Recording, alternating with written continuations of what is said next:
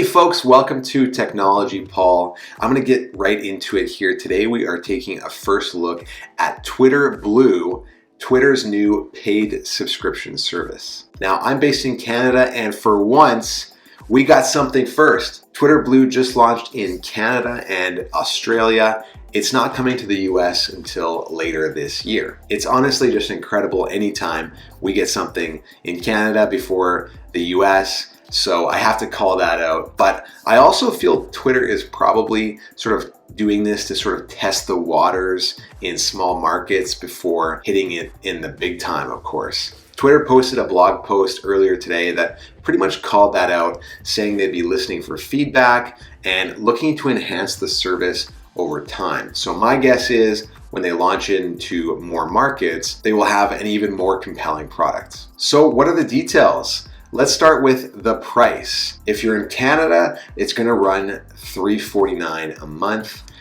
If you're in Australia, it's going to be $4.49 a month.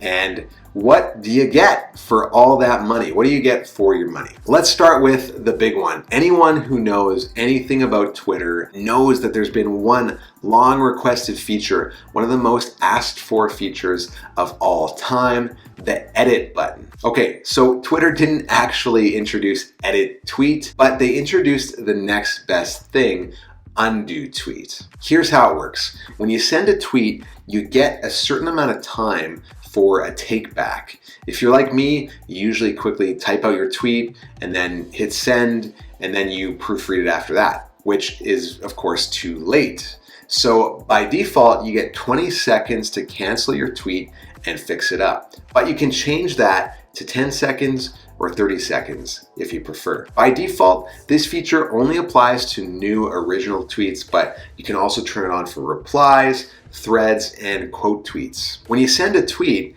you get a simple banner at the top that says sending with the option to view the tweet. This is nice and it's unobtrusive. You can tap view tweet where you're offered the option to undo, which basically takes you back to the edit screen where you can fix any errors or even just decide not to send. Honestly, it's a great feature and it's well thought out. Not quite the same as a straight up edit button, but I don't think we'll ever actually see that from Twitter. Now, to be honest, I'm not even close to a power user. In fact, I don't think I even have 1,000 tweets out there at this point, but I know this is going to be huge for folks out there who share a lot of content. There's a lot of users out there who mainly use Twitter for content consumption, and I consider myself one of those people. And with that in mind, there's a couple of great features here as well. The first one up is Bookmark Folders. Twitter has had the bookmark feature for some time, of course, but now you can create folders to categorize the tweets that you want to save for later. And when you go to bookmark a tweet, you get the option to add it to a folder through a banner. And you can easily set up a folder from the slide up dialog and boom, you're done. It's a pretty simple idea, of course, but I certainly think it'll come in handy and it makes organizing and finding your bookmark tweets a lot easier. Personally, this just reminds me I should get into using bookmarks more. I usually just throw a like on a tweet that I'd like to pull up later. But bookmarks, especially bookmarks with folders, is a really elegant solution. The next one up is going to be popular as well. That is reader mode. Basically, you can turn a thread into an easy to read, more seamless experience. For one thing, it makes the text bigger, which is a great option. And it sort of removes the separation between the tweets and you can read the thread more like an article. There's actually been third-party services that have done this for a long time, like the ThreadReader app as an example. And Twitter basically just dunked on all of these types of services by stealing their main feature and doing it better, just putting it right in the app. Threads are one of the best features of Twitter. There's so many smart people that have a lot of smart things to say, and threads are a great medium for it, and the reader mode just makes it easier to consume. Beyond that, you get the option to customize Twitter a little bit. You can go in and change your app icon. They've got a few choices in here to start with.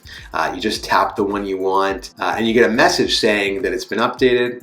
Check your home screen, and there it is. I personally like the look of this black and white one. You can also change the color theme of the Twitter app, and that's in air quotes because it doesn't drastically change the appearance of things. It's more subtle than that. If you change your color theme, it updates the menu buttons all around the interface, as well as within tweets, you get the links, hashtags, and usernames to change color as well. It's a pretty cool feature for sure, and it's nice to mix things up once in a while. Now, you also get access to exclusive Twitter Blue subscription support. Basically, it's just a web form where I assume you can kick off an email chain with their support team. Now, I've been on Twitter for 10 plus years, and I've never wished that they had a support team, so I don't think I'll be using that. But again, I'm not a power user and I don't use it for business. I think many people will find this very helpful. All right, so you've heard a bunch about what Twitter Blue can do. What about what it can't do? Well, you're probably wondering the answer to this question by now. Does it get rid of ads? No. No, don't be ridiculous. You know, I would hate to have an ad-free experience, Twitter. Yes, you still get promoted tweets and you still get pre-roll ads on video. Maybe we'll get a Twitter Blue Plus at some point. Now, I've got 2 Twitter accounts and I signed up for Twitter Blue on my personal account, but I also wanted to sign up on my Technology Paul account. Well, no, you can't do that. And I'm not sure if this is a Twitter thing or an Apple problem, but basically I try to go in and subscribe on my second account and it keeps telling me that I'm already subscribed. So even if you're willing to pay for the service on multiple accounts, you can't. I'm guessing this will get fixed down the line, but for now they probably just wanted to ship the product and they knew it would meet the needs of the majority of folks out there who just have one account. But still, it is kind of a bummer. But if you think that's sad, then I'm afraid I have even worse news for you, especially if you use any phone other than an iPhone. It's iOS only for the time being. You cannot get it on Android.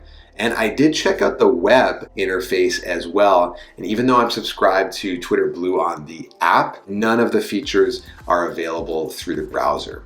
Again, I'm sure they're gonna open things up significantly in the weeks and months ahead here, but for now, this service is essentially for iOS users in Canada and Australia. That's it. That's your first look at Twitter Blue. What do you think? Is it worth the $350 or $450 that they're asking? Would you use any of these features like undo tweet, bookmark folders, or reader mode? Drop a comment down below. Let me know if you just subbed instantly to this service and what you think so far. Thanks for watching. Drop a like on the video so more people can find this content, and subscribe to Technology Paul. I post new videos every single Friday. Thanks so much, and we'll see you in the next one.